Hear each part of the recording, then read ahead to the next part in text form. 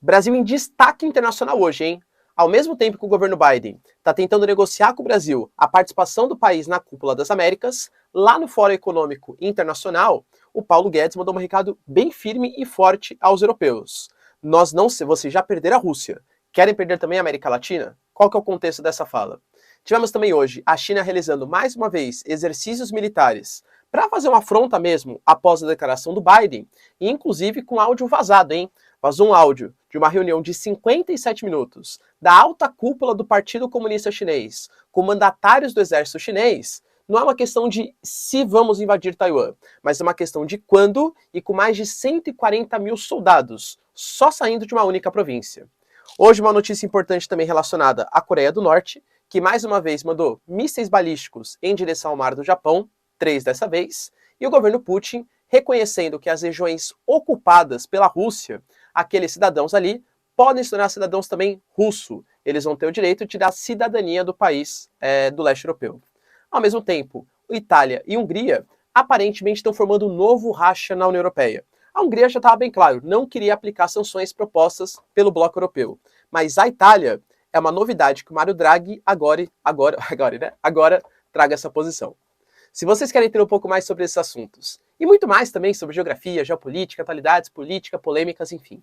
Tudo para você se manter sempre bem atualizado, já se inscreve no canal, deixa seu like e compartilha esse vídeo, que eu, professor Ricardo, conto muito com a sua ajuda. Beleza? Link para o curso completo de Geografia, Geopolítica e Atualidades, para você que é pré-vestibulando, ou concurseiro, ou até mesmo interessado, na descrição, galera, é baratinho, baratinho mesmo, você não vai se arrepender. E claro, se você quiser contribuir aqui para o canal sendo membro, galera, sensacional, isso vai me ajudar a continuar produzindo conteúdos diários aqui para vocês. Se não, seu like, seu engajamento, comentário, mais que sensacional. Tamo junto? Então bora lá pro vídeo, ó. Bom, primeiro falar um pouco da posição de destaque do Brasil no cenário geopolítico, né? A gente sabe que o Biden, ele convocou a Cúpula das Américas, falei para vocês nos vídeos passados, que vai discutir o papel da democracia na América. Existe um racha claríssimo hoje na América, tanto que, por exemplo, ele nunca convocou ou resiste em convocar Venezuela, Nicarágua, Cuba para participar da reunião, porque não aceita países socialistas, antidemocráticos, tal, segundo o governo Biden, então eles não podem participar da reunião. Só que dessa vez, uma série de países se posicionaram de maneira contrária. Bolívia, Peru, México do López Obrador falou, se os caras não forem, eu não vou também. Não aceito que os países que também são americanos não participem da Cúpula das Américas. Ao mesmo tempo, cara, o Brasil está sendo fortemente criticado.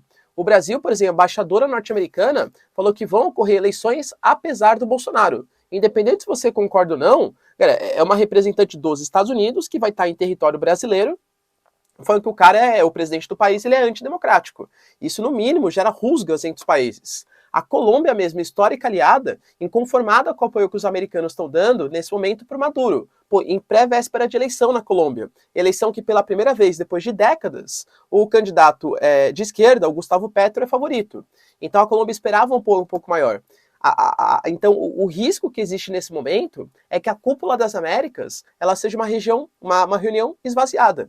E isso mostre para o mundo a queda de poder geopolítico dos Estados Unidos. Pois é, o governo Biden, depois de mandar representantes para conversar com o Bolsonaro ontem, agora mandou um comunicado. Bolsonaro, prometo para você, se você participar aqui da Cúpula das Américas, eu prometo um encontro bilateral, Biden e Bolsonaro, olho no olho. E aí, será que isso vai seduzir o governo Bolsonaro? Bolsonaro, até o momento, falou, sabe, tá dando um banho-maria? Tá fazendo charminho? Porque o Bolsonaro sabe, né? Pô, os Estados Unidos, nesse momento, tá dependendo do Brasil, para mostrar para o mundo que a América ainda é sua região de influência, e não mais os BRICS, etc. Bolsonaro tá dando banho-maria, penso eu, que vai exigir, né, pelo menos geopoliticamente falando, seria inteligente ele fazer isso, tá? Não sei se ele vai fazer. Exigir dos Estados Unidos, até vou, hein? Mas você promete que vai me apoiar um pouco mais na entrada da OCDE? Você promete que vai pressionar a União Europeia a aceitar fechar um acordo, uma parceria aqui, acordo Mercosul e União Europeia? Quais são as vantagens geopolíticas que eu vou receber de participar da Cúpula das Américas?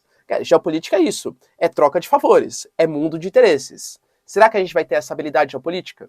Ao mesmo tempo, Paulo Guedes, lá no Fórum Econômico Mundial, lembrando que o Bolsonaro não foi, mandou o ministro da Economia, ele tentou mostrar, e claro, todo mundo faz isso, né? O cara não vai falar mal do país numa reunião internacional, mostrar que o Brasil está super bem, falou inclusive, né, que o Brasil vai crescer 2%, não são os dados oficiais mostram mais ou menos 1,5% de crescimento, mas falou que é um crescimento maior que o dos países desenvolvidos. E de fato é, que a grande maioria. Talvez não seja justo comparar com países desenvolvidos, a gente poderia se comparar um pouco mais com países emergentes, que estão numa situação parecida com a nossa. Aí o crescimento brasileiro fica um pouco abaixo. Mas, de novo, né, pessoal, não tem nada errado o cara tentar jogar com os números. O cara não vai falar mal do Brasil numa reunião internacional. Mas o mais importante, o mais impactante, foi o recado que o Paulo Guedes ele passou para a Europa. Falou assim, Europa, é bom vocês pararem de praticar protecionismo e de ficar boicotando o acordo do Mercosul-União Europeia e a minha entrada do Brasil na OCDE. O Brasil está pleiteando, inclusive recebeu uma carta da OCDE para entrada nessa organização. Se a gente entrar, isso é como se fosse um selinho de verificado no Brasil, né? Ó, o Brasil está na OCDE. Isso faz com que o Brasil receba mais investimentos estrangeiros, tal. O Brasil fica mais visado, vai para investimentos, se entra nessa organização. E, por enquanto, segundo Paulo Guedes, França e Bélgica, que são celeiros agrícolas, resistem em aceitar o Brasil nessas organizações, alegando que isso poderia, na verdade alegam que é porque o Brasil não respeita o meio ambiente, desrespeita minorias, não respeita a democracia e tal. Mas, segundo Paulo Guedes, é meramente uma questão de protecionismo econômico, visto que esses dois países são das maiores economias agrícolas da União Europeia. Então, o Brasil, entrando nessas organizações, poderia roubar o mercado dos franceses e dos belgas. Ou seja, recado tá dado. Inclusive, frase forte, hein? Falou, vocês já perderam a Rússia por serem tão isolacionistas. Vão querer perder também a América Latina? A Argentina já está na nova Rota da Seda. O Brasil resiste, mas é fato que o nosso maior parceiro econômico já é a China. E que a gente está evitando, por exemplo, praticar sanções contra a Rússia, até pela presença dos BRICS e para não perder o fertilizante dos russos. Comparou, inclusive, os dados de comércio. Falou, França, vocês já foram muito mais importantes para a gente. Hoje, por exemplo, não lembro os dados exatamente, né, mas acho que são 7 bilhões de comércio com a França e 190 bilhões com os chineses. Poxa, eu vou brigar com a China para me aproximar da França? Não faz o mínimo sentido econômico e geopolítico. Beleza? Outro dado importante também que foi relatado foi a questão da China. A China, ela realizou testes, né, exercícios militares, e alegou, a gente está fazendo isso como uma forma de provocação, uma forma de mostrar a nossa soberania próximo de Taiwan. Não dá para esquecer que o Biden, ele falou recentemente que se Taiwan for invadido, os Estados Unidos vai comprar briga e vai mandar tropas militares, ajuda militar em direção a Taiwan, quebrando aquele paradigma da ambiguidade estratégica que os americanos sempre tiveram. Esses exercícios, eles coincidem com vazamento de áudio, e eu, galera, sempre suspeito, né, desses vazamentos de áudio, e olha que interessante, isso não saiu na mídia brasileira, só em mídias internacionais. Uma reunião da alta cúpula do PCC, Partido Comunista Chinês, calma, tá?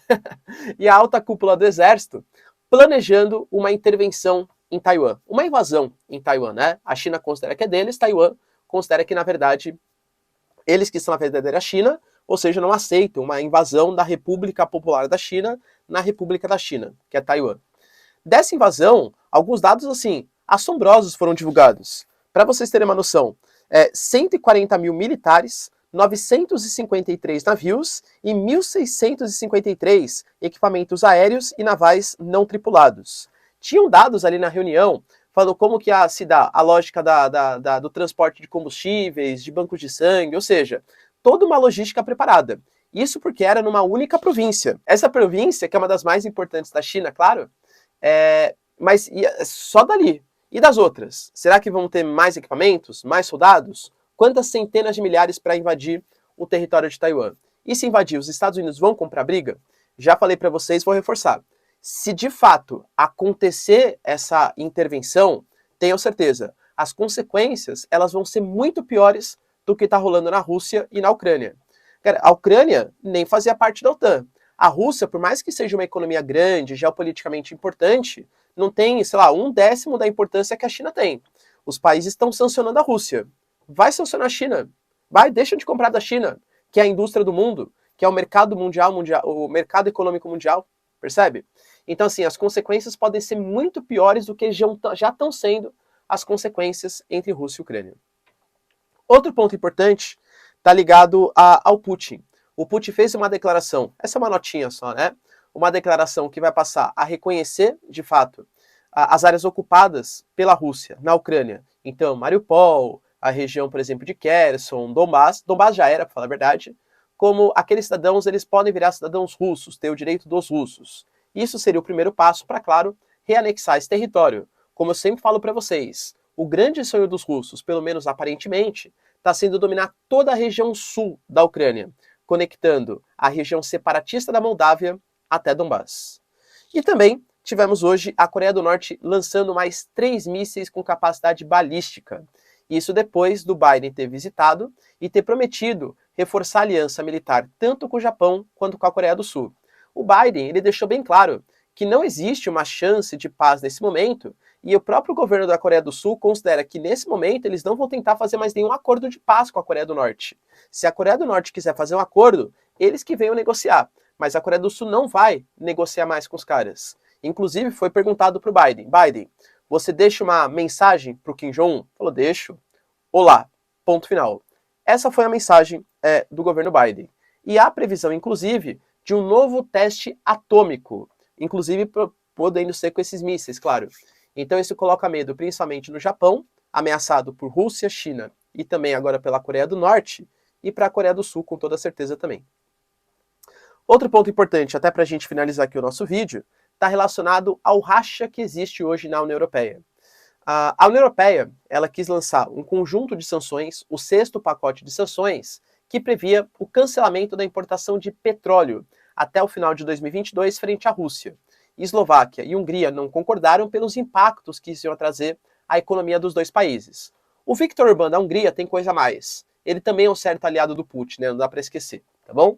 Mas nesse momento, porque por mais que Hungria e Eslováquia sejam países importantes, não dá para comparar com a Itália, por exemplo. Hoje a Itália, liderada pelo Mario Draghi, falou claramente, a Itália também é contra essas sanções. A Europa, ela já estava passando por uma estagnação econômica. Aplicar sanções pesadas, ainda mais para os países do Mediterrâneo da Europa, que são países que estão muito mais atrasados economicamente, né? Portugal, Espanha, Itália, Grécia, do que a Europa temperada, Bélgica, Holanda, Países Baixos, né? Alemanha, tal, é incompatível com a economia desses países. Então, já começando a pesar, a inflação disparando, a busca por uma solução econômica pode fazer com que a União Europeia comece a se rachar. Aplicar sanções econômicas, mantendo a economia drástica, caótica do jeito que está, pode ser talvez não tão interessante como foi no início do conflito. E aí, galera, o que vocês pensam? Bolsonaro deve continuar fazendo ali o joguinho de cena, mas no final ir ou não deve participar da reunião? Deixa aí nos comentários, quero saber a sua opinião. No mais, se vocês curtiram o vídeo, já deixa seu like, se inscreve no canal. Tamo junto, beijos, abraços e tchau, tchau.